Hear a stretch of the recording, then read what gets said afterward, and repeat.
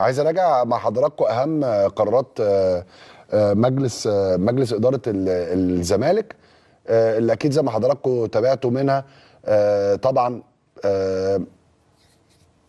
ايقاف احمد فتوح ومحمد صبحي ومصطفى الزناري ثلاثي الفريق الاول لكره القدم واحالتهم للتحقيق العاجل وعرض النتيجه على المجلس طبقا للوائح الفيفا. عرض احمد فتوح ومحمد صبحي ومصطفى الزناري للبيع. توجيه الشكر الى اخوان كارلوس اوزوريو ومساعده وكذلك الكابتن مدحت عبد الهادي المدرب العام. تعيين الكابتن معتمد جمال مدربا عاما للفريق الاول وقائما باعمال المدير الفني لحين اعاده تشكيل الجهاز. دي قرارات مجلس اداره الزمالك النهارده. طبعا في ناس بتبقى شغاله في الاداره، بتبقى دايما ممكن في التوقيت ده بالذات، والناس لسه في بدايه عهدهم، والناس لسه اول اجتماع مجلس اداره يعتبر رسمي ليهم. الاجتماع الاول كان طبيعي، اللي هو توزيع المهام وتوزيع الملفات وكل الكلام ده كله.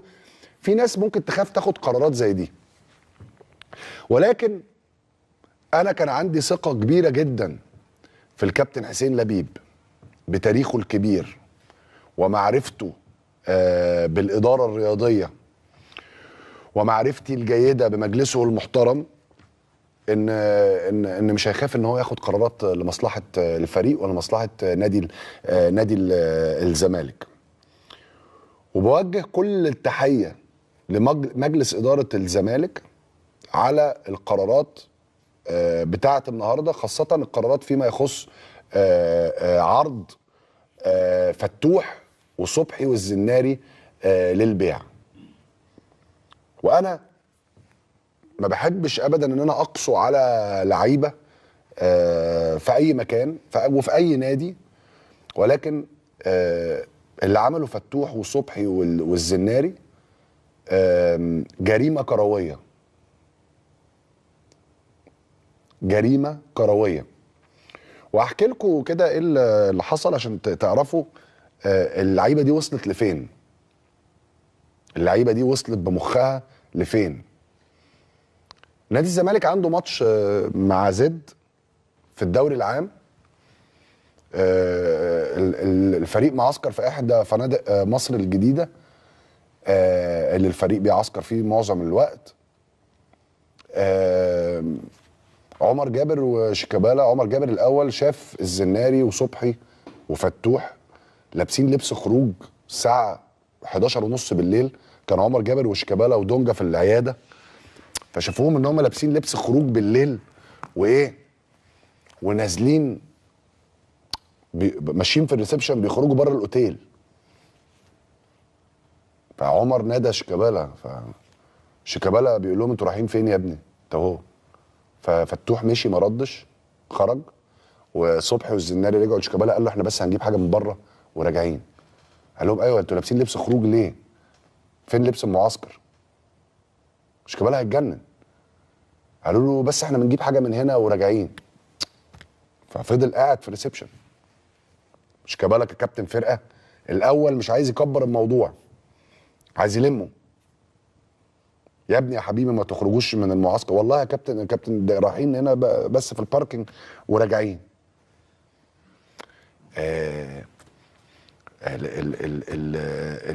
الفات نص ساعه شيكابالا كلم صبحي والزناري. صبحي قال لشيكابالا احنا بنجيب اكل بس وراجعين. يا جماعه الكلام اللي بيحصل ده ما يصحش، ارجعوا.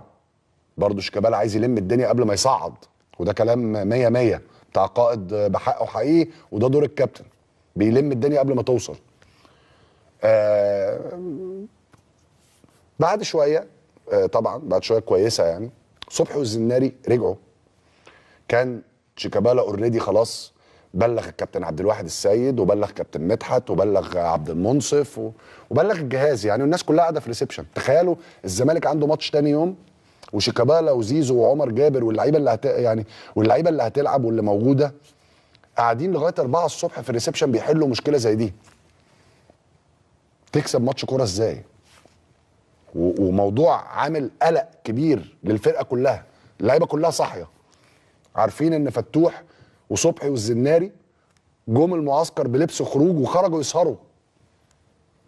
فشيكابالا، ودي الصدمه الكبيره يعني بالنسبه لي، كلم فتوح يعني بيقول له يا ابني ارجع عشان عندنا ماتش بكره.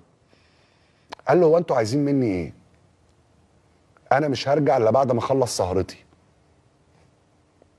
قال له ازاي يا ابني؟ ارجع. قال له انا بقول لك مش هرجع لما اخلص سهرتي، انا هرجع الفجر.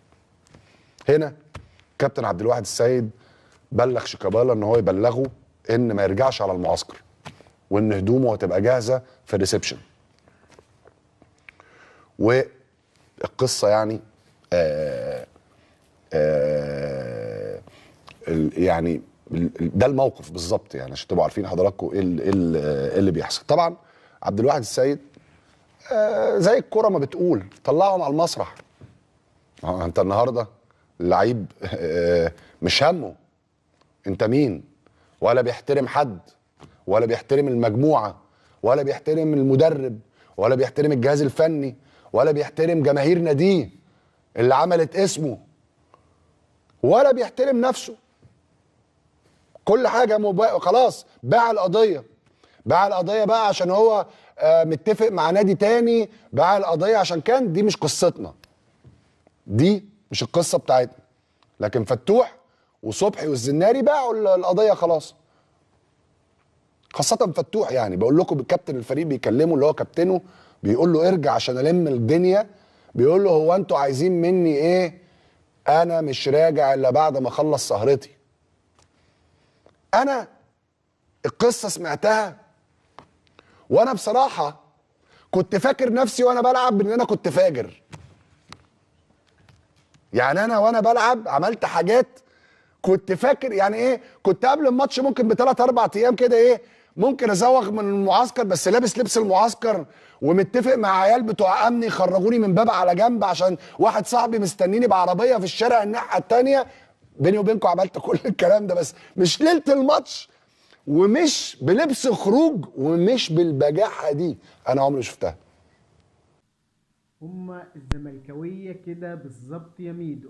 انت نفسك كنت بتعمل الكلام ده، والمشكلة ان الكلام ده طالع منك، يعني مش طالع من حد يعني ما كانش بيعمل الحركات دي. انت عايز تسيء لسمعة اللاعب علشان انت عارف ان هو خلاص مش هيجدد في نادي الزمالك، وان هو عنده كام عرض ان هو يطلع يروح بره ويروح النادي الاهلي، وبيهددكم ان هو يروح النادي الاهلي. فانت النهارده بتضيع سمعه لاعب زي ما مرتضى عمل قبل كده، وكنتوا بتعيبوا على مرتضى. فانتوا النهارده زي بتعملوا زي مرتضى بالظبط، سمعه وتسويق سمعه. بالذات انت وشيكابالا، يعني انتوا الاتنين عملتوا اكتر من كده بكتير، وانت اكتر واحد عارف انت كنت بتعمل ايه وانت وشيكابالا.